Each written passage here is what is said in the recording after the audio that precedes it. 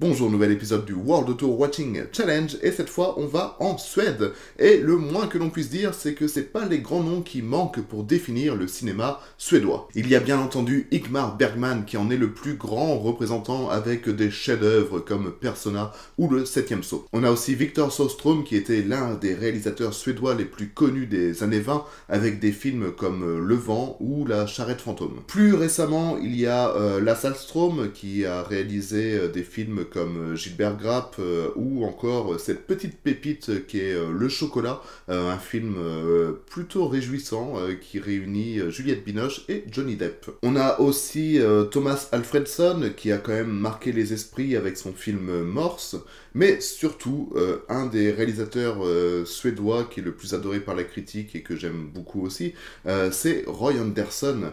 Roy Andersson qui pratique une mise en scène assez froide, mais qui est pourvu d'un énorme humour noir. Je vous conseille son long métrage Nous les vivants et deux courts métrages qui sont assez marquants, qui s'appellent Quelque chose est arrivé et Monde de gloire. Mais ce n'est pas de ce beau monde dont je vais parler aujourd'hui, parce que le réalisateur du film que j'ai choisi s'appelle Nils Arden Oplev.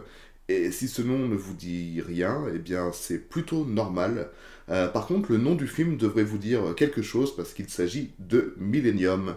Millennium, donc l'adaptation du best-seller suédois de Stieg Larsson, qui a été également adapté par David Fincher en 2011, je crois, ou 2012, dans ces eaux-là. Voilà, une adaptation que, du coup, tout le monde, ou presque, a déjà vue. On va donc voir si cette première adaptation suédoise de ce best-seller vaut vraiment le coup.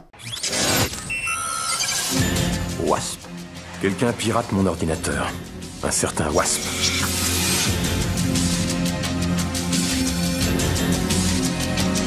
Tu ne connais pas les membres de ma famille. Tu n'as pas idée de quoi ils sont capables. Qu'est-ce que tu veux? J'ai besoin de ton aide.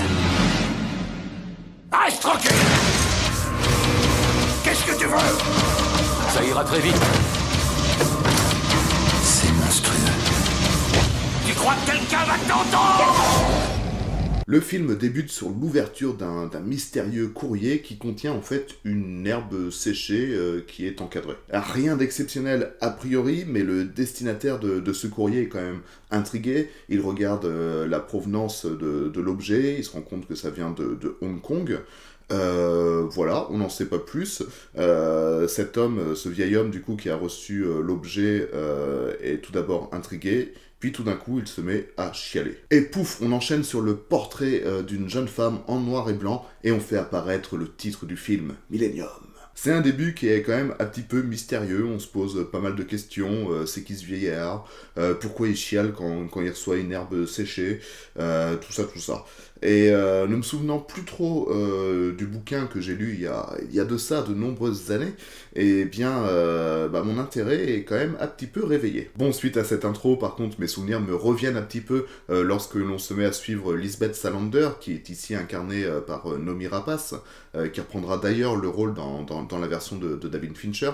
Elle marche dans les couloirs du métro et elle se rend dans ce qui semble être un tribunal. Et en effet, il s'agit d'un procès, celui de Michael Blomqvist, qui est rédacteur en chef d'un journal qui s'appelle Millennium et qui est accusé de diffamation après s'être attaqué à un grand chef d'entreprise qui dans mes souvenirs fait du trafic d'armes ou quelque chose comme ça. Le mec c'est un super lanceur d'alerte, mais malheureusement il va être jugé coupable, ce qui va affecter à la fois le journal, mais surtout Michael Blomqvist lui-même qui va se retrouver totalement dégoûté par son métier. C'est là qu'on va le contacter pour une petite enquête en apparence sans grand risque, parce qu'on va le contacter pour qu'il retrouve une fillette qui a disparu il y a de ça 40 années. Et le tout se passe sur une petite île bien isolée de tout, ce qui semble être un lieu à la fois plutôt calme et reposant. Mais, bien entendu, tout va pas se passer comme prévu. Et pour résumer ce que j'ai pensé de ce film en un seul mot, ce serait Ouais, parce que ça vole pas très haut quand même.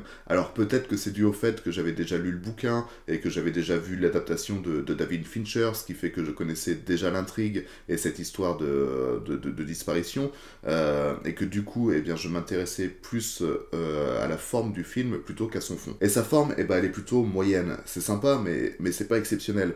On a de beaux éclairages, d'accord, mais le cadre et le montage restent assez conventionnels. On est bien loin de la patte très personnelle de David Fincher, mais par contre, le duo formé par Lisbeth Salander et Michael Blomqvist marche vraiment. Les acteurs sont vraiment très prenants et ça permet de regarder le film sans vraiment trop s'ennuyer. Parce que sans eux, eh ben, faut être honnête, Millennium, ce serait d'un niveau d'un téléfilm avec une mise en scène qui est certes très propre, mais vraiment académique, et une histoire qui est quand même un brin ennuyeuse. Voilà, c'était mon avis sur le film Millennium, sorti en 2009, un film qui est pas fou, mais bon, qui se regarde quand même du coin de l'œil. Voilà, préférez l'adaptation de David Fincher, si vous ne l'avez pas vu, qui est quand même beaucoup plus percutante, et puis c'est tout, quoi. Quant à nous, on va se retrouver la semaine prochaine pour un nouvel épisode, pour un nouveau pays, pour un nouveau film, et cette fois, on va en Suisse. Bisous!